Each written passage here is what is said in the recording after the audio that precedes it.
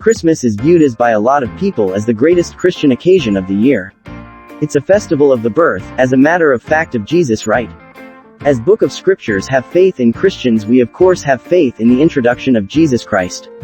As Book of Scriptures devotees, we trust that we have the most dependable record of Jesus' birth. We simply don't trust in that frame of mind of it. Be that as it may, realizing the reason why we serve whom we serve, what's more, learning reality and history behind our confidence. That is significant, so how about we hop in? The importance of Christmas immediately. How about we go over where the word Christmas even comes from? This word comes from the Center English word Christmas, which came from the early English word Christus Massi. This in a real sense implies Christ's Mass. The Mass, as you most likely are aware, is a Catholic custom.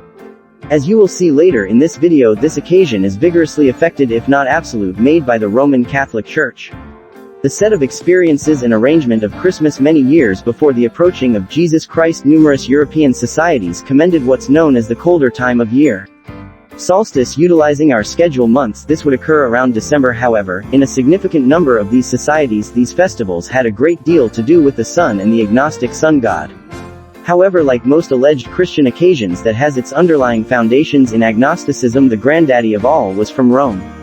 In Rome they praised the occasion of Saturnalia as well as praising their sun god Mithra. This was the most sacrosanct season for these Romans. Be that as it may, what is Saturnalia? This occasion was clearly named after Saturn, a Roman name for the scriptural character Nimrod. Nimrod is the child of Cush, who was a child of Ham, who was the child of Noah. Nimrod notoriously wedded his own mom, Semiramis, referred to in different societies as Ishtar. Nimrod later turned into the organizer behind the first world domain at Babel, destined to be named Babylon. After Nimrod, or Osiris or Saturn, kicked the bucket in 2167 BC, Semiramis advanced the conviction that Nimrod was a divine being. She asserted that there were completely mature evergreen trees springing out from the underlying foundations of a dead tree stump. Samaras expressed that on the commemoration of Nimrod's introduction to the world, Nimrod would visit these evergreen trees and leave gifts under it. This birthday fell on the colder time of year, solstice, toward the finish of December. Any of this sound familiar? Yet, you're likely pondering, how did this multitude of agnostic customs get blended in with Christianity? To sort this out, we should take a gander at the underlying foundations of the Roman Catholic Church. At 312 AD, the Roman ruler Constantine changed from agnosticism over completely to what's known today as Roman Catholicism. Subsequent to changing over, he attempted to Christianize the domain, which still fundamentally comprises of agnostics.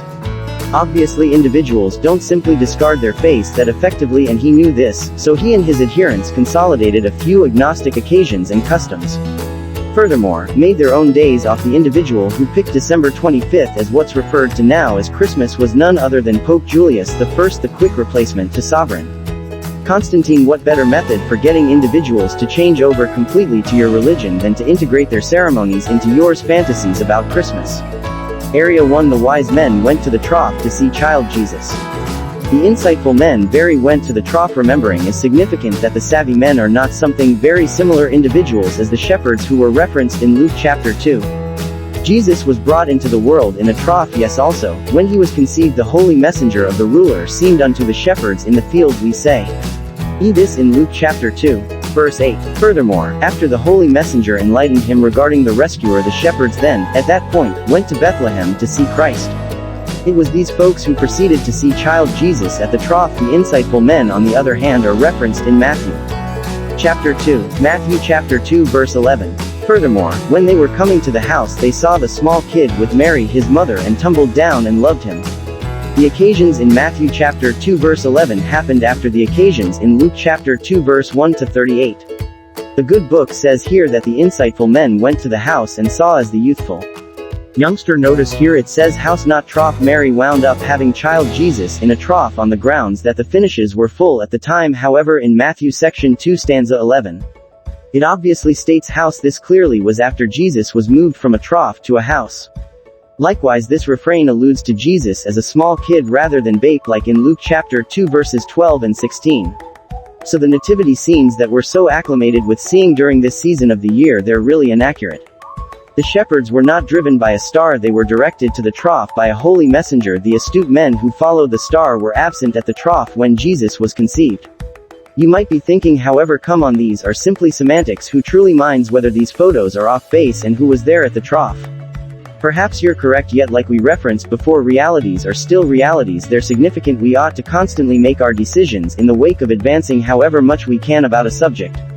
Be that as it may, this last fantasy, it might hit you a minimal harder than the other one. Christ was brought into the world in December. Maybe you've heard someplace previously that Christmas isn't really the specific date of Jesus' birth. Yet, a lot less popular reality is that we can, truth be told, sort out when Jesus was, all things considered, conceived. How about we return to Luke chapter 2 verse 8. There are shepherds out in the fields overseeing their group around evening time.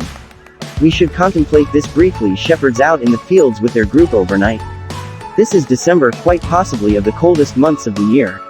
Individuals don't rest outside in December. Shepherds during this season bring their sheep into horse shelters and rest inside.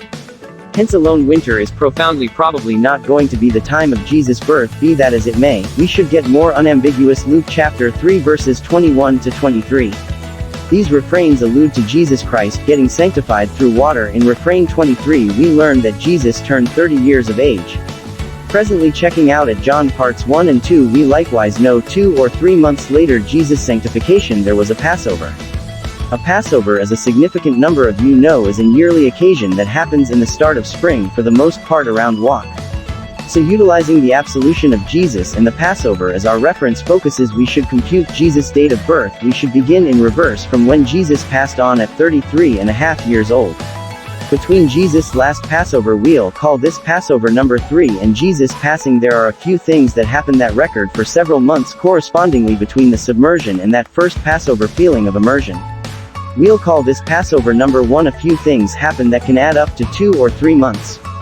For this reason we get the half in 33.5. Presently we realize that there are several in the middle of between the absolution and Passover number 1.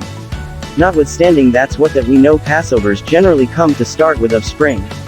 So what does this mean? This implies that Jesus' birthday is at least several months prior to the start of spring, and that intends that Jesus must be brought into the world in on or the other winter or fall. Furthermore, utilizing our past investigation of winter just being excessively cold for the shepherds to be resting outside, we can infer that it was in all likelihood fall.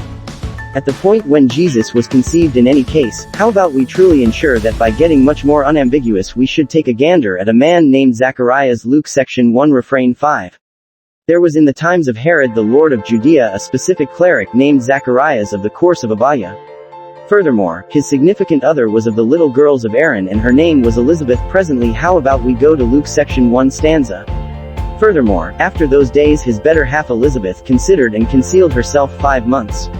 Saying, presently during a period called the course of Abiah, the heavenly messenger declares to Zacharias that he will have a child. This child is John the Baptist.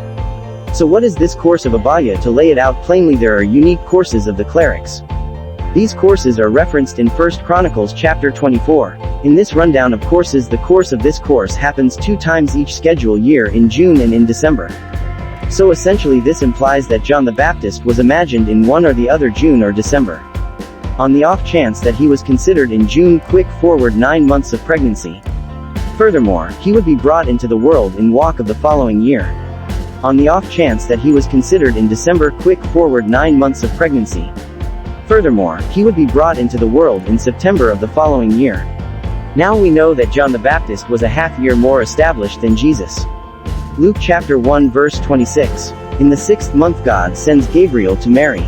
This 6th month alludes to the time since John the Baptist was imagined. We know this in light of Luke section 1 section 36. Which states, furthermore, observe thy cousin Elizabeth, she hath likewise considered a child in her advanced age. And this is the 6th month with her who was called aristocrat. So putting those realities together, we can infer that Jesus needed to have been brought into the world in one or the other September or walk. Then, at that point, the last inquiry becomes, which is it, September or walk? Which of the 2 courses of Abiah do we ascertain from? This is a basic part. Jesus could never have imported walk. Recollect, walk is while spring starts, and we know that Jesus kicked the bucket after the Passover that year. We sorted out before that Jesus needed to have him 2 or 3 months prior spring. So on the off chance that Jesus could never have been brought into the world in walk, he needed to have him brought into the world in September. As we referenced beforehand, this isn't a video in which we show semantics and details only for analysis. On the off chance that you can involve something for the Master, whether that be Easter or Christmas, use it. In any case, be straightforward with yourself about it to do that you really want to know history and realities.